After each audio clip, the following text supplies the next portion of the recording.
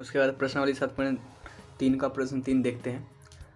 कह रहे हैं शीर्षों 0,-1, 2,1 और 0,3 वाले त्रिभुज की भुजाओं के मध्य बिंदुओं से बनने वाले त्रिभुज का क्षेत्रफल ज्ञात कीजिए। इस त्रिभुज का दिए हुए त्रिभुज के क्षेत्रफल के साथ अनुपात भी ज्ञात कीजिए। ठीक है, तो हमें एक 3 निर्देशांक दे रखे हैं। जो निर्देशांक क्या बना रहे हैं, एक त्रिभुज बना रहे हैं ABC। ठीक है, ये हमने मान लिया कि इस प्रकार का कोई भी त्रिभुज बना रहा है। ठीक, जिसमें ए के निर्देशांक हमने कितने माने हैं, x1 y1 0,-1 और बी के कितने हैं x2,1 और सी के 0,3। ठीक, अब ये जो त्रिभुज बना रहे हैं, ये जो रेखाएं हैं, इनके मध्य बिंदु से भी एक छोटा त्रिभुज बन रहा है। ठीक, तो अब ये छोटे त्रिभुज का और बड़े त्रिभुज का हमें अनुपात भी ज्ञात करना है। तो पहले तो इसके लिए हमें छोटे त्रिभुज के निर्देशांक भी पता होने चाहिए। तो आर के निर्देशांक निकालेंगे पी के, और पहले तो हम क्या करेंगे, इनके मध्य बिंदु निकालेंगे।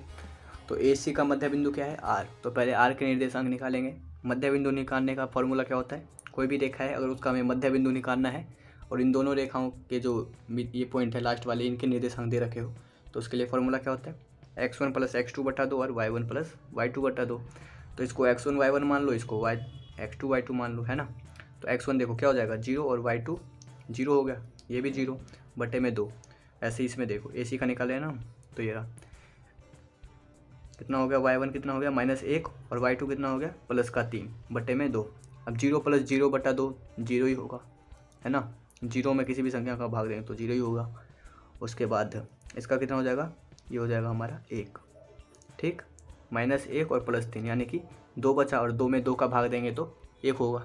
तो P के निर्देशांक क्या हो जाएंगे, 0 + 2/2 और y का हो जाएगा 1 + 3/2 यानी कि 0 + 2 2 में 2 का भाग देंगे तो 1 हो जाएगा। 3 + 1 कितना हो गया 4, 4 में 2 का भाग देंगे तो 2 हो गया।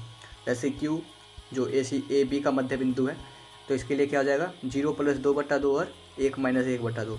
तो 0 + 2/2 का कितना हो गया 2, और 1 में से 1 गए 0, 0/2 कितना होता है 0। ठीक, तो ये तो हो गया, अब इनके निर्देशांक निकल गए। अब हमें कह रहा था ये कि अनुपात भी ज्ञात करना है इनके क्षेत्रफल का। तो पहले तो इनका क्षेत्रफल निकालते हैं, छोटे त्रिभुज का क्षेत्रफल निकालेंगे, फिर पूरे बड़े वाले का त्रिभुज क्षेत्रफल निकाल लेंगे, और फिर इनका अनुपात निकाल। तो त्रिभुज PQR का क्षेत्रफल क्या हो जाएगा, वही फॉर्मूला लगाएंगे 1/2 x1 y2 - y3 वाला। ठीक है, तो इसमें देखो किसी को भी x1 y2 y3 पहले हम मान लेंगे। ठीक है, तो हमारे R के निर्देशांक P के और Q के ये रहे। ठीक, तो हमने इनको मान लिया x1 y1, तो हमने फॉर्मूले पे इनके मान रख दिए। ठीक, तो 1/2 का 1/2, अब यहाँ देखो -1 और +0 है, तो ये तो हो गया -1। -1 को 1 से गुना करेंगे तो -1। अब यहाँ -2 और +1 यानी कि कितना बचा -1। -1 को +1 से गुना करेंगे तो ये भी -1 हो गया। अब 2 में से 0 गए, 2 हो गया। 2 को 0 से गुना करेंगे तो 0 ही बचा। अब यहाँ देखो 1/2 का 1/2 है, और -1 और -1 कितने हो गए -2। 0 तो अलग कुछ भी, इसका कुछ नहीं बचा, तो कितना हो गया -2।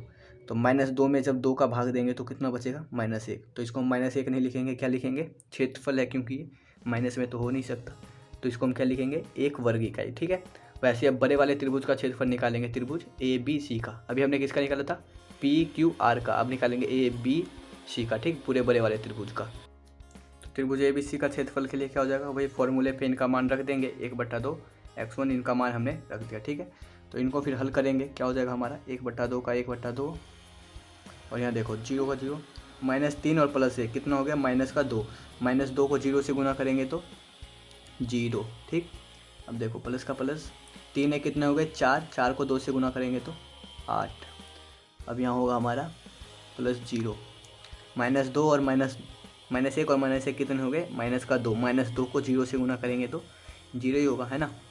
तो अब यहाँ तो 0 0 तो कुछ नहीं है, बचा हमारा 8। तो 2 को जब 8 से काटेंगे तो क्या होगा 2 चौक 8।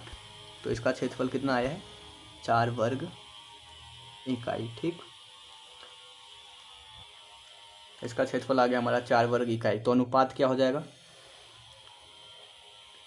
अनुपात हमारा हो जाएगा 1:4। सिंपल है ना।